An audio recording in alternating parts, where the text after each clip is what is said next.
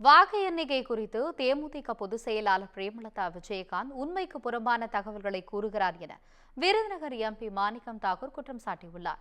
இதுகுறித்து மதுரையில் அவர் அளித்த பேட்டியை தற்போது பார்க்கலாம்.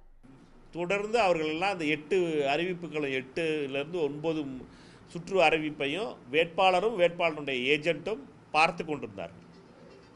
அப்பொழுது அவர்களை பொறுத்த மட்டிலே 4500 வாக்குகள் 600 வாக்குகளை அவர்கள் பின்தங்கி கடைசி இவிஎம்னுடைய கடைசி சுற்று நிறைவு பெற்றதற்கு பின்னாலே அவருடைய வேட்பாளரும் திரு KT ராஜேந்திர பாலாஜி அவர்களும் தோல்வியை ஏற்றுக்கொண்டு வாக்குச்சாவடி எண்ணும் மையத்திலிருந்து கிளம்பிவிட்டார்கள்.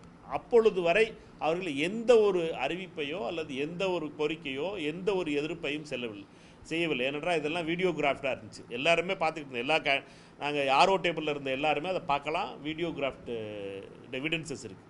இப்படி இருக்கும்போது ஒரு நாள் கழித்து போய் மெட்ராஸில் உட்காந்துட்டு அந்த அம்மா சின்ன பையனாக இருந்ததுனால பார்த்து விட்டுருக்கலாம்னு சொன்னீங்கன்னா இது எனக்கு இன்னும் புரியலை. இது என்ன சின்ன பையன் கதை பேசுகிறதுக்கு என்ன வடிவேல் படமா? அது ஒவ்வொரு அறிவிப்பும் அறிவிச்சிருக்கார் கலெக்டர். எல்லாமே வீடியோகிராஃபியாக இருக்குது. இப்படிப்பட்ட பொறுப்பில்லாமல் பேசுவது என்பது திருமதி பிரேமலதா அவர்களுக்கு கைவந்த கலை.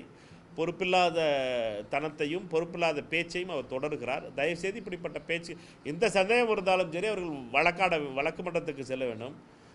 வழக்கு மன்றத்தில் என்ன தீர்ப்பு சொல்கிறார்களோ அதைப்படி நாங்கள் தயாராக இருக்கிறோம். எங்களை பொறுத்த மட்டும் எந்த ஒரு பயமும் இல்லை.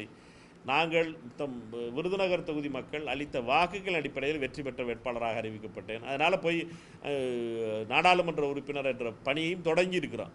அதனால் எங்களை பொறுத்த மட்டும் எந்த விதத்திலும் இதில் ஒரு கலக்கமும் இல்லை, பயமும் இல்லை. நாங்கள் மிக தெளிவாக இருக்கிறோம். இந்த தோல்வியை தேமுதிக ஒற்றுக்கொள்ள வேண்டும்.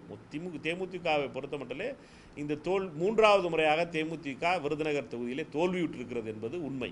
இந்த உண்மையை ஏற்றுக்கொள்ளாமல் சின்ன பையனாக இருந்தானே